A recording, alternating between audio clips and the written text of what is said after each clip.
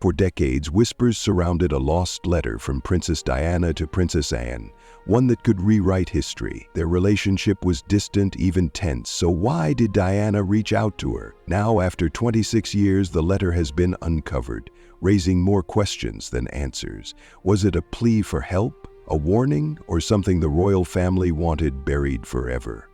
The truth hidden within these pages might change everything we thought we knew about Diana's final years. The relationship between Diana and Anne. From the very beginning, Princess Diana and Princess Anne were two vastly different individuals, bound only by the expectations of royalty. Diana, with her charm and warmth, quickly became the beloved people's princess, adored by millions around the world. Anne, on the other hand, had long embraced the rigidity of royal duty, dedicating herself to service with little concern for public approval. While the press showered Diana with praise, Anne remained in the shadows, respected but not adored. Their differences were not just in personality, but in their very approach to royal life. Anne was known for her blunt, no-nonsense demeanor. She saw royal duty as an obligation, not a performance. Diana, however, viewed her role differently. She was expressive, emotional, and deeply invested in connecting with people on a personal level. This contrast led to tension between them, a silent rivalry that only grew over the years. The early 1980s marked the beginning of their unspoken feud. While Anne had spent decades carrying out royal duties without much public recognition, Diana entered the scene and instantly overshadowed her. The public's fascination with Diana was unlike anything the monarchy had seen before. She was young, beautiful, and effortlessly captured the world's attention. Anne, despite her years of dedication, was suddenly overlooked, and it did not sit well with her. One particular event deepened the rift between them. When Diana gave birth to Prince William in the summer of 1982, many expected Anne to be chosen as his godmother. After all, Prince Charles had been the godfather to Anne's son Peter. But Diana had other ideas. She bypassed Anne and selected someone outside the royal inner circle, a move that did not go unnoticed. When Prince Harry was born in late 1984, Anne was once again overlooked. Their relationship, already strained, became even colder. While the world adored Diana, Anne remained unimpressed. But despite their differences, Diana still chose to reach out to Anne in her final years, writing a letter that would remain hidden for more than 2 decades. Diana's intentions and fears in her final years. By the early 1990s, Diana's world had begun to crumble. The fairy tale marriage to Prince Charles had turned into a nightmare, and behind the palace walls she found herself more alone than ever. The royal family, known for its cold and formal traditions, was not a place where emotions were openly expressed. Diana, who wore her heart on her sleeve, struggled in an environment where silence was expected and vulnerability was seen as a weakness. As her marriage unraveled, so did her place within the monarchy. In December of 1992, the Prime Minister, John Major, announced that Diana and Charles had officially separated. Though the world reacted with shock, those inside the palace had seen it coming for years. What they did not anticipate, however, was how Diana would choose to tell her side of the story. In November of 1995, Diana sat down for a now infamous interview with the BBC's Panorama. It was a bold, unprecedented move, one that shattered the royal family's long-standing tradition of silence. With unwavering composure, she spoke about her struggles, her mental health battles, and most shockingly, her husband's affair with Camilla Parker Bowles. The words that would forever define the interview were simple yet devastating. There were 3 of us in this marriage, so it was a bit crowded. The aftermath was explosive. The royal family was furious, and any lingering goodwill Diana had within the institution was lost. From that moment on, she was seen as an outsider, no longer just an estranged wife, but a threat to the monarchy itself. She had broken the unspoken rule. She had spoken openly. It was during this period that Diana's paranoia began to grow. She became convinced that she was being watched, that her every move was monitored. She expressed these fears in letters to close confidants, speaking of dark forces at work. One of those letters, it would later be revealed, was sent to Princess Anne. But why? Had Diana sensed something coming? Was it a plea for help, or was it something far more chilling? The revelation of the letter and its impact. For over 2 decades, the letter remained hidden from the public, locked away in a private collection of Diana's personal writings. It was not until the year 2024 that its existence was finally revealed. When historians and collectors in Essex uncovered a series of letters written by Diana, they expected to find the usual correspondence. Thank you notes, personal reflections, and messages to close friends, but among them was something far more extraordinary. A sealed envelope addressed to Princess Anne. From the moment the letter was discovered, questions arose. Why had it remained hidden for so long? Why had Anne never spoken about it? And most importantly, what did it contain that made it so significant? The royal family had always been secretive, but the silence surrounding this letter was particularly unusual.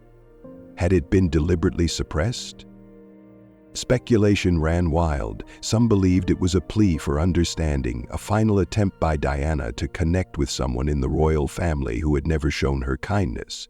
Others thought it might be a warning, evidence that Diana knew she was in danger. In the last months of her life, she had written to several close confidants, expressing fears that she was being watched, that forces beyond her control were working against her. Then there was another theory, one that sent shockwaves through royal circles. Could this letter contain something that threatened the monarchy itself? Diana had never been one to shy away from speaking her truth. Had she confided in Anne about something she had discovered? Something too dangerous to reveal publicly. When the contents of the letter were finally made public, they were not what many had expected. It was not an attack on the monarchy, nor was it a desperate plea. Instead, it was something far more human. Diana had written about her fears, her struggles, and most surprisingly, her sons. She had one final request for Anne, one that no one could have anticipated. Diana's request for her sons. Amid the chaos of her final years, Diana's greatest concern was not herself, it was her children. She had fought hard to give Prince William and Prince Harry as normal a life as possible, shielding them from the rigid constraints of royal duty. But as her relationship with the monarchy deteriorated, she feared that once she was gone, her sons would be left vulnerable. In her letter to Princess Anne, Diana made an unexpected request. She asked Anne, of all people, to look after William and Harry if anything were to happen to her. It was a shocking appeal considering their strained relationship. Diana had always known that Anne disapproved of her, that she viewed her as weak, too emotional, too dramatic. Yet, despite their differences, Diana saw something in Anne that she believed her sons would need: strength. Anne had never sought the spotlight, never craved public admiration. She carried out her duties without complaint, without expectation of praise. She was independent, steadfast, and deeply committed to the monarchy. Perhaps Diana believed that Anne, with her strong sense of discipline and responsibility, could provide William and Harry with the guidance they would need to navigate royal life without her. Diana's words in the letter were chilling. She expressed concerns that the monarchy as it stood could not protect her children.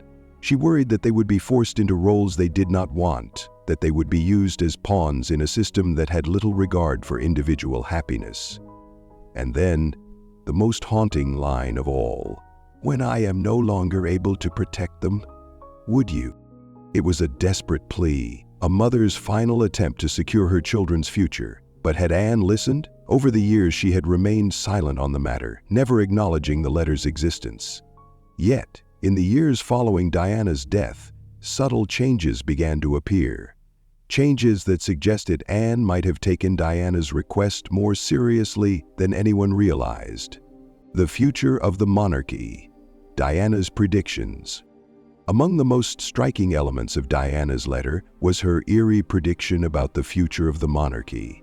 She wrote with an unsettling certainty, as if she had already seen the institution's fate unfolding before her eyes. "The monarchy, as we know it, will not last," she stated. "The customs that have guided this family for centuries are fading, and the next generation will not tolerate them. At the time of writing, in the spring of 1997, these words may have seemed dramatic. The British monarchy had withstood centuries of upheaval and change, adapting time and time again. But Diana saw something that others did not. She understood that the world was shifting, that blind loyalty to the crown was no longer a given. The public was beginning to question the very foundation of the monarchy, its traditions, its secrecy, its purpose. More than anything, Diana feared for her sons. She worried that the same rigid expectations that had trapped her would suffocate them. She spoke of William and Harry's futures, expressing doubt that they would willingly follow the traditional path laid out for them. "One will embrace it," she wrote, "but the other will walk away." Her prediction was eerily accurate. Prince William, now the future king, has carefully balanced his royal duties with a modern approach, maintaining a sense of independence while still upholding tradition. Prince Harry, on the other hand, chose a different path. In the early 2020s, he and his wife Meghan Markle made the unprecedented decision to step back from royal life, citing the same struggles that Diana had faced decades earlier: relentless media scrutiny, lack of support, and an inability to live freely within the institution. Diana had foreseen it all.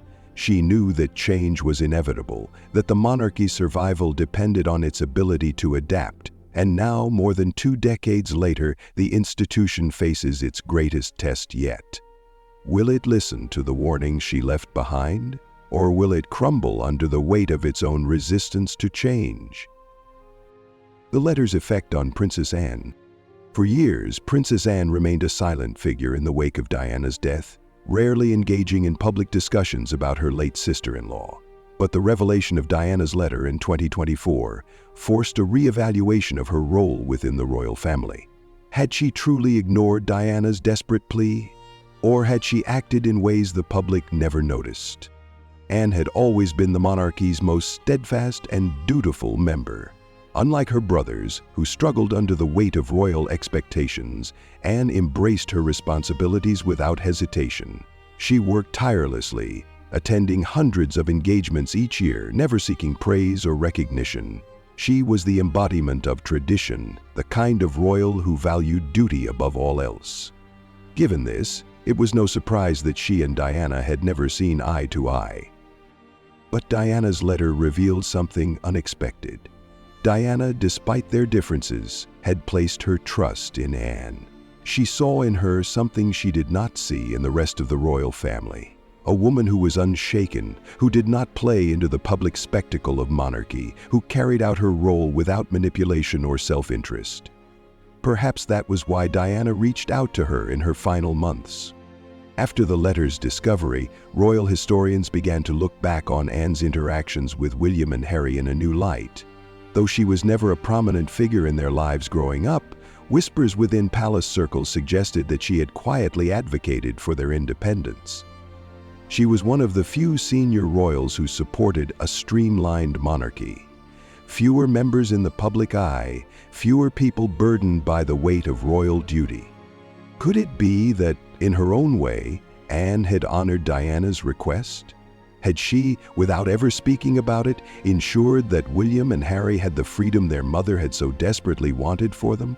Or had she simply continued doing what she always had, fulfilling her duty without emotion, without attachment, without regret? The palace's silence and the public's speculation. When the existence of Diana's letter was revealed to the public in early 2024, the royal family's response was predictable: silence. Buckingham Palace refused to comment, offering no confirmation or denial of its authenticity. The letter had surfaced through private collectors rather than official royal archives, adding another layer of mystery to its origins. But their refusal to address it only fueled speculation. Why would the palace not acknowledge something so deeply personal? Was it an attempt to preserve Anne's reputation, or was there something more sinister at play? Some critics suggested that the letter contained truths the royal family wanted to keep buried, truths about Diana's final years, her fears, and perhaps even the events leading up to her tragic death. in late August of 1997. For decades, conspiracy theories had surrounded Diana's fatal car crash in Paris. Though officially ruled an accident, many believed there was more to the story. Diana herself had expressed fears in private letters, stating that she believed she was being watched, that she feared a plot against her. The emergence of this new letter only reignited those suspicions. Had Diana written to Anne because she knew she had little time left? Was she attempting to ensure that her sons would be protected if the worst were to happen? And if Anne had truly received the letter, why had she never spoken about it? Had she dismissed it as the paranoid ramblings of a woman under immense pressure? Or had she taken it seriously, only to keep her actions private? The public, already divided in its opinion of the royal family, saw the letter as further proof of the monarchy's indifference to Diana's struggles. The once beloved princess had been left to fend for herself, isolated and unheard. And now, even in death, her voice was being silenced. But history has a way of uncovering the truth, and this letter had resurfaced for a reason. How the letter changed the perception of Anne and Diana. Before the letter's discovery, the story of Diana and Anne was a simple one. Two women from different worlds, locked in an unspoken rivalry. Diana, the beloved outsider, and Anne, the duty-bound traditionalist. But now, that narrative was shifting. The letter revealed a side of Diana that had rarely been acknowledged. It showed that, despite her public image as a woman at war with the monarchy, she still believed that someone within the institution might understand her. She did not write to Queen Elizabeth, nor did she reach out to Charles. She chose Anne, the one woman who had never shown her warmth, and that choice forced people to question their assumptions. Why did Diana believe Anne might be the one to help her? Was it because she saw strength in Anne that she lacked herself? Did she believe Anne, of all people, could shield her sons from the fate she feared awaited them? Or was it simply an act of desperation, a last attempt to connect with someone in the family before it was too late? For Anne, the letter's existence posed uncomfortable questions. Had she ever responded? Had she even read it? And if she had, why had she remained silent? The princess had spent her entire life avoiding personal drama, refusing to engage with the press in the way her brother and nephews had. But now her silence was being interpreted as something else. Not indifference, but perhaps regret. Diana's letter had changed everything. It was no longer just a historical artifact. It was a symbol of everything she had fought for, everything she had feared, and everything she had hoped for her children. And as the world reevaluated its perception of Anne and Diana, one thing became clear. Their relationship and this letter held more significance than anyone had ever realized. The royal family's struggle with change. For centuries, the British monarchy had survived by adapting to the times, but never changing too much. It was a delicate balance, preserving tradition while maintaining relevance. Diana had disrupted that balance, forcing the institution to confront its flaws. And now, with the discovery of her letter, those old wounds were being reopened. The world had changed dramatically since Diana's death in late 1997. Public scrutiny of the royal family had only intensified, with scandals, controversies, and shifting public opinion threatening the institution's survival. The younger generation, particularly William and Harry, had made choices that challenged the monarchy's rigid structure. Diana had foreseen this. In her letter, she warned that if the monarchy did not evolve, it would struggle to remain relevant. And now, more than 2 decades later, that prediction was coming true. The question remained, would the royal family finally acknowledge the truth Diana had tried to share, or would they continue to ignore the warning signs? The lasting legacy of Diana's letter. The revelation of Diana's letter was more than just a historical discovery. It was a reminder of the unfinished business she had left behind. Her fight for change, her struggle to protect her children, and her belief in a more compassionate monarchy had not been forgotten. For Anne, the letter was a haunting echo of the past, a message from a woman she had never truly understood. For the public, it was another piece of the puzzle, another glimpse into the life of a princess who had never stopped fighting for what she believed in. And for William and Harry, it was a testament to their mother's enduring love, a love that, even in death, had found a way to reach them. A mother's final warning. Diana's letter had been hidden for more than 26 years, but its message had never been more relevant. It was a warning, a plea, and a prophecy all in one. It spoke of a future that was now unfolding, a monarchy at a crossroads, a family divided, and a new generation refusing to be bound by the past. The question remained, had anyone truly listened? And if not, was it already too late?